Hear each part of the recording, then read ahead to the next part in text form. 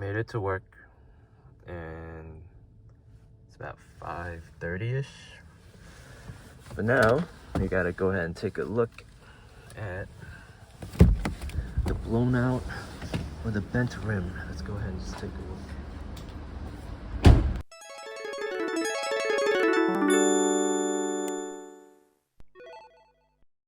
What is going on, guys? So I'm about to be stuck in a little bit of traffic right now, or a lot of traffic, but it's time to do another update on the Mark 7 Golf R.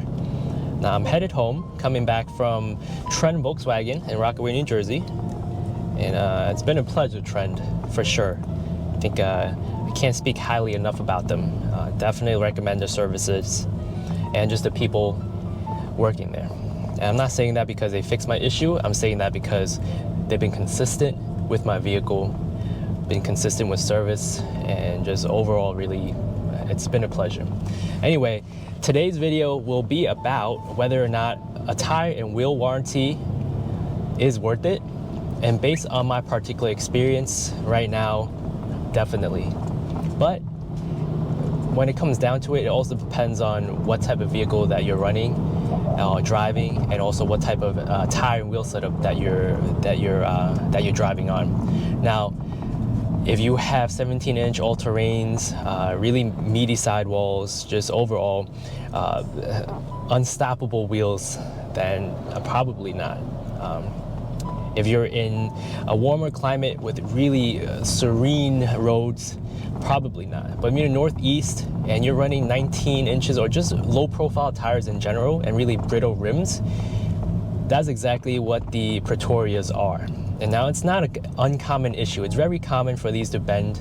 It just sucks that you're finally, as a experiencing it, that it's not a good club to be in. Now, the 2017 Golf Rs for 1 year came with these are really nice rims. I think one of the nicest ones from factory as OEM rims. But 2017 North American market came with these Pretorias. Now you could go get them, from the sales department or whatnot, but these came stock in the Golf R, and that's one of the reasons why I went for the 2017s instead of the 2018s with the English towns. But that's besides the point.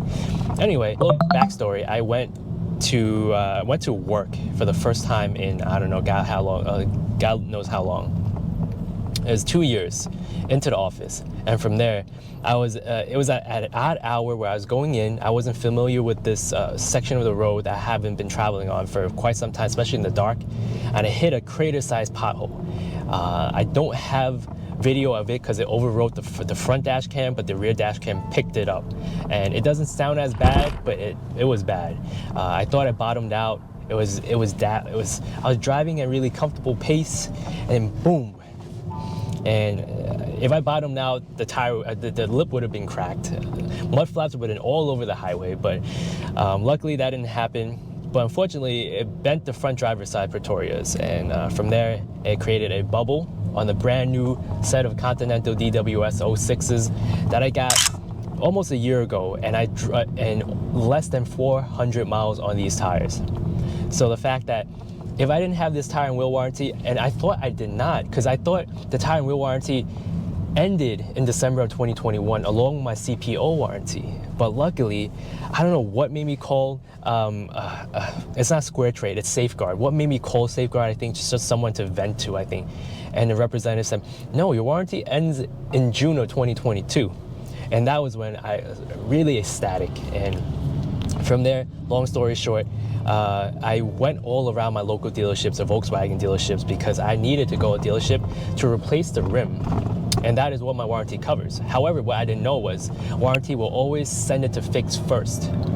If it could be bent back into shape and everything, or if you need to completely replace the whole rim. So if you go third party to do this, they will not be able to order you a brand new set of replacement Pretoria rims. So because I didn't purchase it around the dealerships in my local area, I had to go ahead and pay out of pocket. However, they also said that they will only cover partial. So I ended up going, what was recommended to me was going back to your purchasing dealership. However, it was 60 miles, almost 60 miles away, 55 and change. And I ended up doing it because it was such a hassle going through my local dealerships to actually make it happen. Now, After everything was said and done, I made the trip. They gave me a loaner. It took about a day or so. A little mishap with the wrong tire. However, they fixed it right away immediately. So it was replacing the Pretorias, a little bit of labor involved, and also a completely new set of Continental DWSs. That costs $980 versus the Safeguard policy, which costed me $995.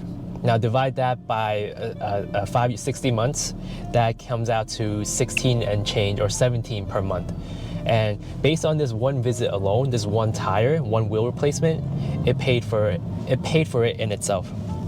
So that is why I'm glad I got it. However, if I ran this tire setup the whole lifespan or the whole 5 years of ownership without having a dedicated winter setup, which I do, I think I would totally taken advantage of the tire and wheel warranty. But if I let this expire without messing up one rim at least, then I don't think it would have been worth it. So it depends on your situation, and also depends on your luck. I have really bad luck, for sure, but because of this, I guess it was worth it. Right? It was not quote unquote. It was worth it on my part. Now again, if you have other situations where you have 18-inch rims with like 50 sidewalls, chances are you will have a flat more than a bent rim, and hopefully that's the case. And Trent did an amazing service, and I'm just so glad because these tires had less than, and I'm going around swerving all types of potholes right now because I'm so nervous because I just fixed one. Why would I go back for another one? But I still have around 2 months or so with this tire warranty, and hopefully nothing happens. But if you're in the Northeast with some low profile tires, easy to bend rims, then I think it's a no-brainer just for a peace of mind, if anything. But I'm just so glad that the DWSs that I had, a brand new set, and just one slight bubble will just put that out of commission, out of service. It was really disappointing or disheartening. Because of this whole situation, I figured, how would this happen, or how would this play out with the girls in the back? Now, if I had a flat, if I was unlucky enough for that tire to form a bigger bubble, or DB'd, or from there just completely have a blowout, that would be a totally different situation where you have to go ahead and get the replacement out. And the Gulf R actually from stock, from factory, does not give you a replacement. They give you a tire inflation kit, which is kind of pointless at that point, right, if you have a complete blowout.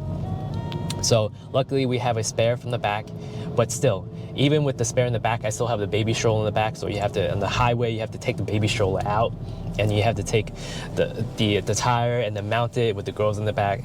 That really made me rethink, especially with the rising gas prices at the moment. It really, I think it's about time to kind of move on from the Gulf R. I want to keep the car. I do. I'm doing everything possible to keep the car, right? But I think life happens, and from here, I think it's a wake-up call for me to start looking. Again, I guess I'll end with that, right? I'll end with the fact that I'm looking, or we're starting to look for a SUV.